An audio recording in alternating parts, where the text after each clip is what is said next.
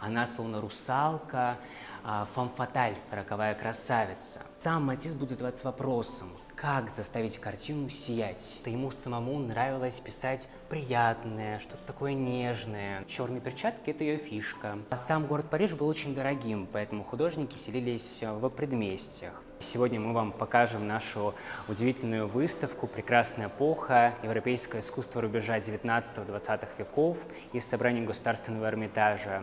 Первый зал, где мы с вами находимся, называется «Информационный», и уже в нем мы погружаемся на 100 лет назад, время, когда начинается золотой век удовольствия, наслаждения. Это самые беззаботные годы Европы между окончанием одной войны франко-прусской и началом Первой мировой войны. И вот это время технического прогресса, культурного развития. И неспроста мы даже в этом зале уже показываем те результаты. Мы с вами видим, как будто бы оказываемся под Эйфелевой башней, поэтому столпы этого грандиозного сооружения нас с вами окружают. Здесь у нас фотографии, ведь в прекрасную эпоху появляется фотография, ее люди начинают ретушировать. Появляется у нас кинематограф, поэтому сзади меня показывается небольшой фильм. И, конечно же, развивается автомобилестроение, воздухоплавание и строятся железные дороги.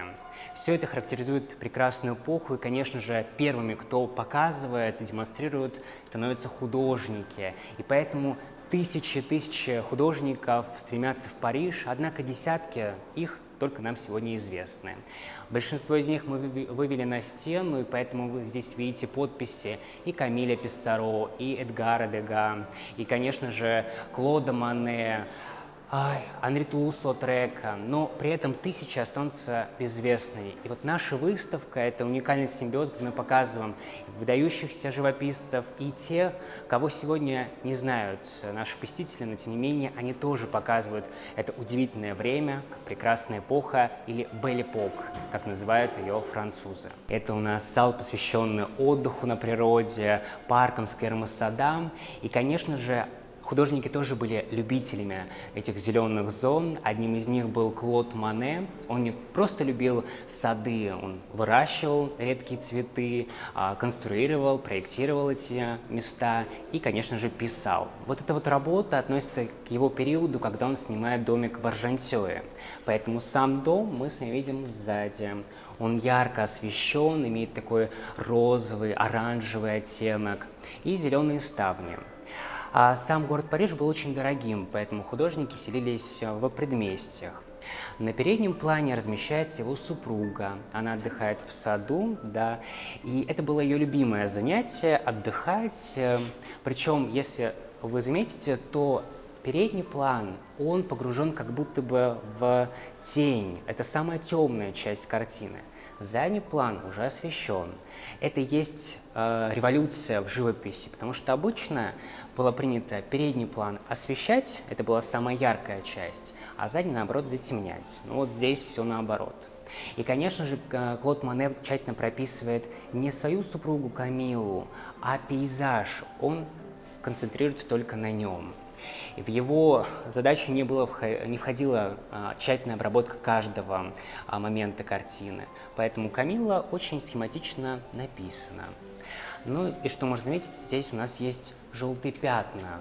Так Клод Мане обозначает проблески лучей, которые проскальзывают сквозь листву. Безусловно, жемчужной на нашей выставке является также работа и Анри Матисса. Мы ее вывели в самый центр. Казалось бы, здесь тоже мы с вами видим сидящую фигуру, и тоже это супруга, однако супруга уже Анри Матисса. Она была его самой первой музой, вдохновительницей. Сделал ей быстро предложение, буквально через 3 месяца после знакомства, но обозначил сразу, что «Амели, я вас очень сильно люблю, однако живопись буду любить больше». Амели это не смутило, они отправляются вместе в путешествие на юг Франции. И вот на юге Франции сам Матисс будет задаваться вопросом, как заставить картину сиять, как при помощи обычных цветов заставить ее светиться. Конечно же, его поездка в Алжир, в страну восточных мастеров, полностью изменит и сам творческий его путь, потому что именно восточные мастера умели сочетать, казалось бы, несочетаемые цвета, вот эти вот яркие оранжевый, желтый, зеленый, синий. Безусловно, салонные мэтры такую живопись не оценят. Они будут отвергать ее, в отличие от классических, где все было сдержано. И все, что выходило за пределы Европы, тоже особо не ценилось. Но вот Матисс, он экспериментирует. И наша выставка открыта уже несколько дней, и мы получаем как раз-таки такие восклицания по типу «я тоже могу так нарисовать». Не можете, поскольку здесь Матисс очень удачно и гармонично вписывает каждый цвет. Казалось бы, зачем отделять и без того яркий зеленый контрастный цвет от неба, которое имеет такой бежевый, розовый оттенок, такой жирной красной полосой. Или обводить фигуру Амелии зеленым цветом. Неспроста, потому что художник вдохновляется творчеством детей, то есть детским рисунком. Направление это называется фавизм. И вот именно детские рисунки стали источником вдохновения, поскольку дети не подвержены критике, они не подвержены стандартам. Никто не будет говорить ребенку, как правильно рисовать. Анри Матисс вдохновлялся творчеством своих детей, за которыми, кстати говоря, часто наблюдала супруга его. Но у наших посетителей есть возможность почувствовать себя тоже как раз-таки художниками, и мы еще обратим внимание на раскраску, которая размещается сзади, как раз-таки, где можно почувствовать себя художником и тоже попробовать свои силы в изображении. Причем не обязательно повторять то, что сделал сам художник, а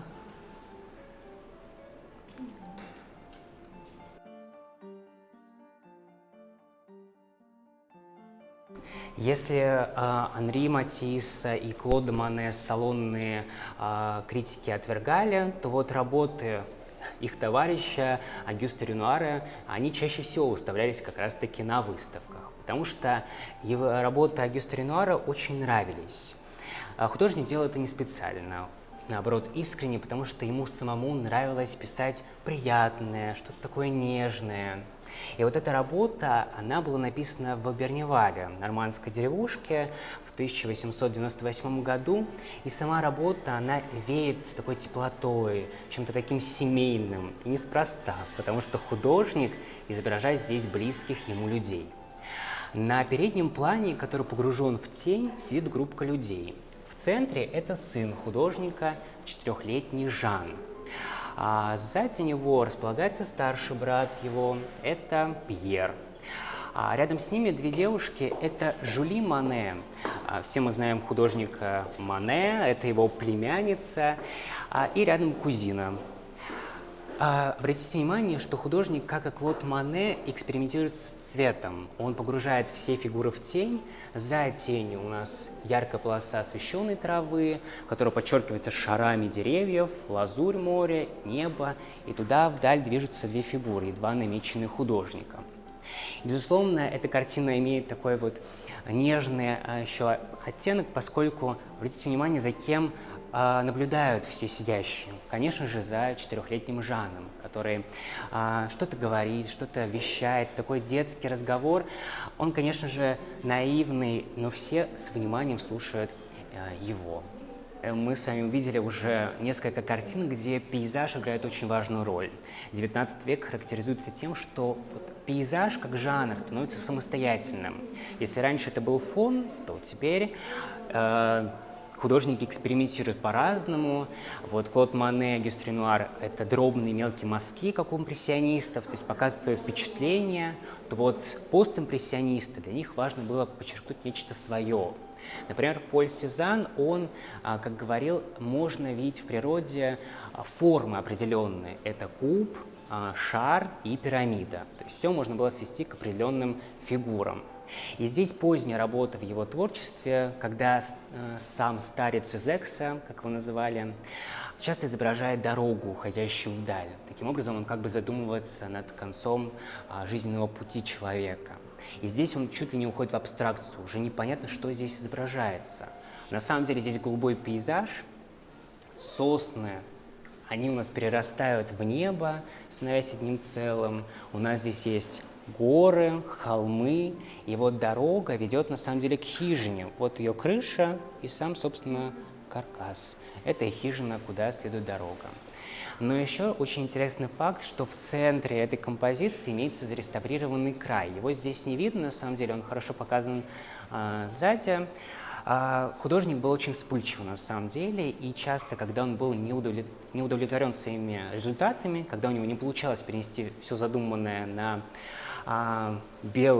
как раз белую поверхность, он мог в порыве гнева, например, порвать холст, или же мастихином сделать дырки. И вот как раз-таки, скорее всего, именно порез от негодования художника, что ему не получилось задуманного. А наличие вот внизу незакрашенных элементов на самом деле не свидетельствует о том, что художник не дописал полотно. На самом деле это такой творческий и индивидуальный стиль не дописывать, потому что чаще всего Поль Сезанн работал в стол, он практически не писал никогда заказы, и большинство его работ, они просто-напросто даже не подписаны. Только редким исключением являлось, когда заказчики просто настаивали подписать его картину. Мы с вами оказались уже во втором зале, он уже посвящен у нас развлечениям. Это тема кабаре, кафе-шантанов, ресторанов, цирков. И вот здесь все произведения, они нас погружают в это удивительное место, где можно было очень хорошо провести свой досуг. Не только на природе. И вот мы располагаемся рядом с одно из самых больших произведений у нас на выставке, и рядом с этой работой у нас имеется ароматный клож, где как раз-таки мы совместно с московской парфюмерией подготовили аромат субъективный, как вы понимаете. Это мы так чувствуем удовольствие, наслаждение жизнью. Поэтому, если есть желание, все наши посетители могут как раз-таки послушать эти ароматы у нас в экспозиции. Собственно, самая большая картина в этом зале, она кисть Шарля Хофбауэра. Сегодня нам с вами это имя ни о чем не говорит, однако в прекрасную эпоху это был самый популярный художник. Именно он очень хорошо показывал прекрасную эпоху. На этой картине, безусловно, нас привлекает больше всего дама, женщина, она словно русалка, фemme-фаталь, роковая красавица. Однако, можно заметить, что художник не тщательно пишет черты ее лица, словно набрасывает на нее вуаль, намеренно, чтобы мы с вами сами додумали, как же выглядит эта роковая обольстительница. Она прекрасно знает, что все взгляды прикованы к ней, не только тех, кто находится в картине, но и нас с вами, посетителей. Место, где происходит данное событие, это, скорее всего, ресторан необычной индийской кухни, потому что сбоку мы с вами видим официанта в индийском одеянии. Великобритания, она колонизировала Индию в XIX веке, поэтому индийская кухня стала очень популярна. Шарль Хофбауэр, для него важно показать не результаты новаторов, хотя его товарищами были тот же самый Анри Матисс, Ро, произведение которого у нас вот на одной из стен. Для него важно было показать классическое искусство. Это на самом деле очень сильно облегчило ему жизнь. Он часто выставлялся в салонах, получал заказы и получал даже гранты, большое количество денег, благодаря чему отправлялся в путешествие по Европе. Вот после своего пребывания в Лондоне он написал данное полотно. Хочу обратить ваше внимание, как сам художник пишет у нас такую небольшую часть натюрморта. Здесь все узнаваемо, здесь все понятно. В принципе, мы с вами видим здесь и бутылку, и какой-то набор фруктов. И вот в противовес этому натюрморту у нас есть натюрморт Пабло Пикассо. И здесь, конечно же, стоит уже подумать и помыслить, что же изобразил сам художник. Пабло Пикассо у нас был художником, который изображал свои работы в жанре кубизм. Собственно, это геометрические фигуры, однако кубизм есть разный. Этот у нас синтетический кубизм 1912-14 годов. К сожалению, в 1914 году наступает Первая мировая война. И как раз-таки она сильно повлияла на не только художников, но и вообще на все человечество. И вот поэтому сама картина очень давящая. Здесь как будто бы шум. Сзади вот эти рекламные вывески тоже ни о чем нам не говорят сегодня. Это просто буквы, которые нас пытаются запутать.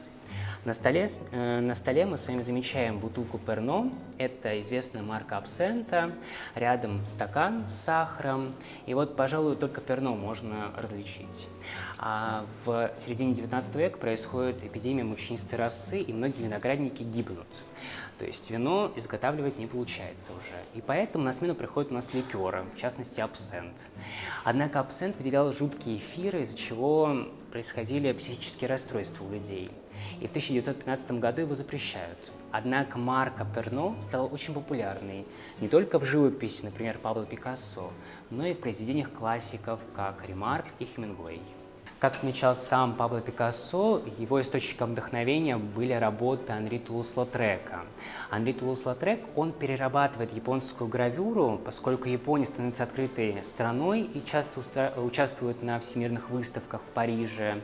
Из-за этого в Париж внедряется большое количество гравюр. Порой в японских гравюрах не соблюдались пропорции, это были простые цвета, лаконичные. И вот Анри Тулус, в отличие от своих товарищей, которые пытались афишу рекламную нагромоздить большим количеством красок, светотенью, он, наоборот, показывает нам простые формы, порой не соблюдает пропорции. Если это желтый, то это желтый цвет, если оранжевый, то это оранжевый. И вот здесь он показывает афишу японского дивана. Это очень такое веселительное заведение. В центре он обозначает свою подругу и танцовщицу канкана Джейн Авриль. Кстати говоря, Джейн Авриль была часто его музой, поэтому вот впереди вас у нас имеется эта роковая красавица. Она бежит за представителями аристократии. Конечно же, канкан станет очень популярным танцем, и его будут изображать не только в рекламах, но и, конечно же, в живописи. Помимо танцовщицы Джейн Авриль, здесь сзади еще критик Дюжарден, и они пришли на концерт певицы Ивет Гильбер. Однако где здесь певица, стоит еще понять и увидеть. На самом деле певица вот она. Лицо мы ее с вами не замечаем, потому что художник намеренно его срезает. Но как мы должны понять, что это сама певица? Благодаря перчаткам. Черные перчатки – это ее фишка. И обратите внимание, в какую форму сливаются ее руки. Такой условный Y. Это первая буква ее имени. Только благодаря этому мы с вами понимаем, что это певица.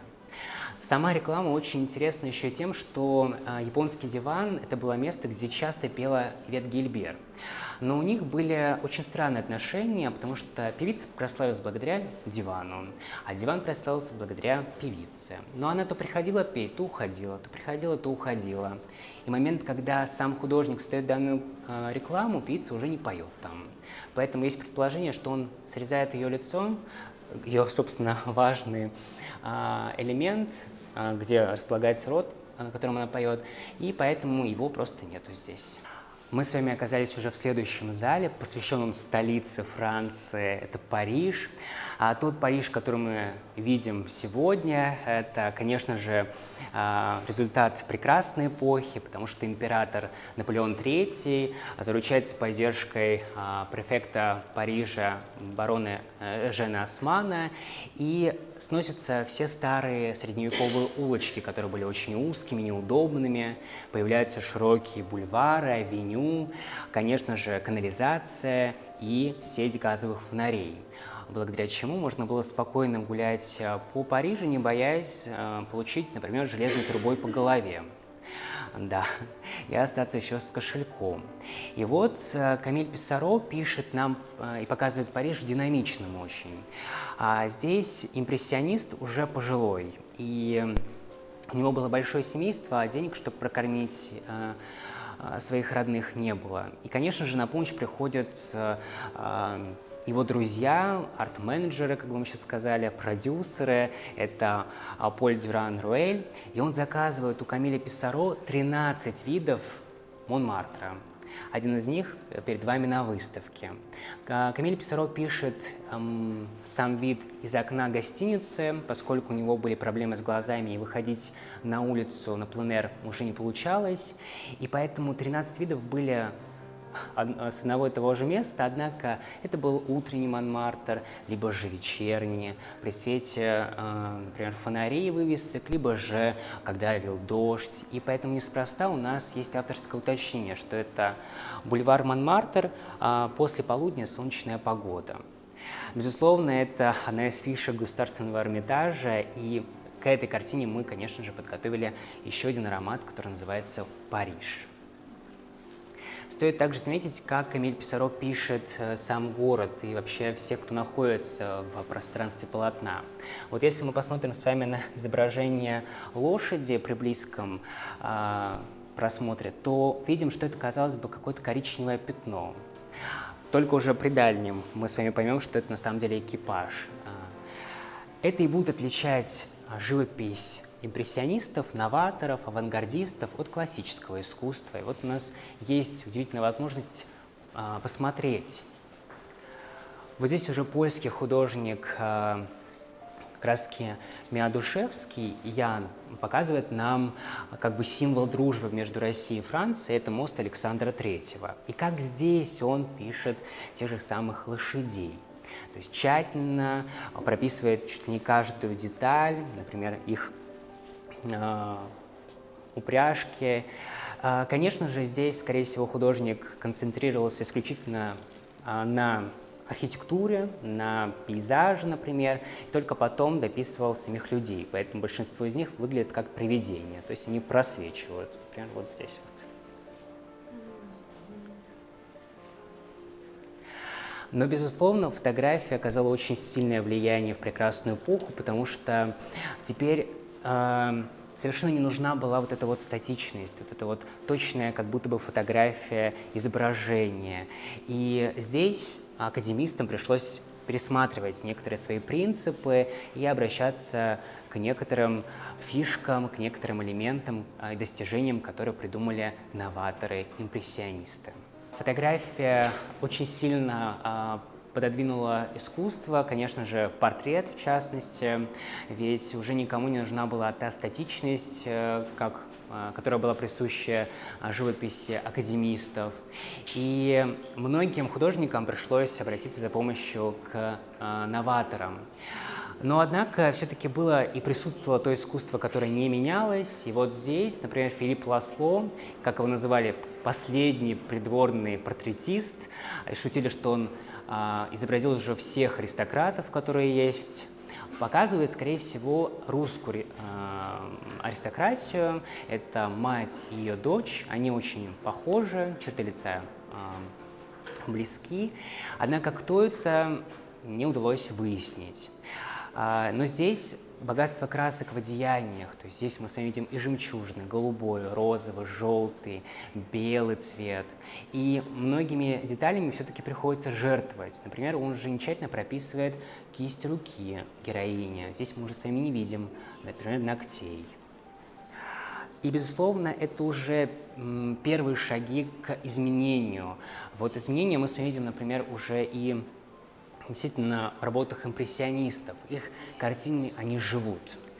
И неспроста здесь у нас висит работа Огюста Ренуара, потому что Ренуар, в отличие от других своих товарищей, больше всего любил изображать портреты, особенно женщин, девушек. Его девушки, они лучатся радостью, жизнелюбием. У них свежий румянец, они всегда улыбаются. И как сам отмечал художник, говоря своему брату, что необходимо писать лицо за один сеанс. Почему так? Потому что, например, вам могут сказать «да» на вашу просьбу, а могут сказать «нет», и ваше выражение лица изменится. Например, у вас уже не будет того блеска в глазах, ведь вы устанете, не будет искренней улыбки, и, например, ваша прическа может измениться. Поэтому лицо только за один сеанс. Все детали потом можно изменять, дополнять. Лицо, оно необходимо его сразу писать. И, безусловно, здесь, казалось бы, те же краски. Это черный, такой приглушенный коричневый, голубой, что и было принято в классике. Но картина действительно полна движения, динамики, что отличает живопись новаторов. Ну и здесь рама Тав, которая она прибыла в коллекцию Щукина. И здесь осталась оригинальная табличка Ренуар и номер, под которым картина хранилась в коллекции Щукина 195. Это отличает, безусловно, эту работу от классических портретов. И мы на экскурсиях задаем вопрос, что представьте себя аристократами рубежа 19-20 столетия. Кому бы вы заказали свой портрет? Классикам, либо же новаторам, авангардистам? Вы бы кому заказали? Новаторам. Ну вот вы бы не вписались в круги аристократов, потому что на самом деле те имена, звучащие, как Ренуар, Матисс, тот же самый Клод Мане, им практически портретов не заказывали, потому что их искусство считалось на самом деле маргинальным. А тех классиков, которых мы сегодня с вами не знаем, того же Дамьяна Бувре, например, именно они вставляли лоск художников, у которых заказывали портреты. И вот здесь у нас портрет роковой красавицы Ольги Полей. Это русская аристократка. Она получила развод со своим первым супругом, от которого у нее было 3 детей, и вышла замуж за князя Павла Александровича Романова. Это младший сын Александра II и дядя Николая II. Николай II был, на самом деле, в шоке от такого союза, поэтому он увольняется от службы своего дядю и высылает из России. Они селятся в Париже, и вот в первые годы их пребывания во Франции художник Дамьян Бувре пишет портрет. Николай II смягчается, призывает их обратно в 1915 году в Россию, куда и привозится данный портрет. Но недолго длилось их счастье, поскольку в 1917-18 годах случается революция, и супруга и сына Ольги Валериановны их расстреляют. И самой аристократке и ее дочерям приходится бежать из России во Францию, никогда они больше на родину не вернутся. И во Франции она будет писать свои мемуары о жизни в России. Здесь Кёс ван Донген показывает нам действительно очень великолепную девушку с большими глазами, причем она на нас не обращает внимания даже. У нее зеленое одеяние, причем зеленый здесь очень разнообразный, здесь и темно-зеленый, фисташковый, нежно-зеленый, такой травянистый. И от зеленой накидки у нее есть рефлекс на лице, что делает ее лицо более объемным. И просто огромная шляпа черного цвета, которая возвышается куда-то ввысь. Она как будто бы не имеет завершения.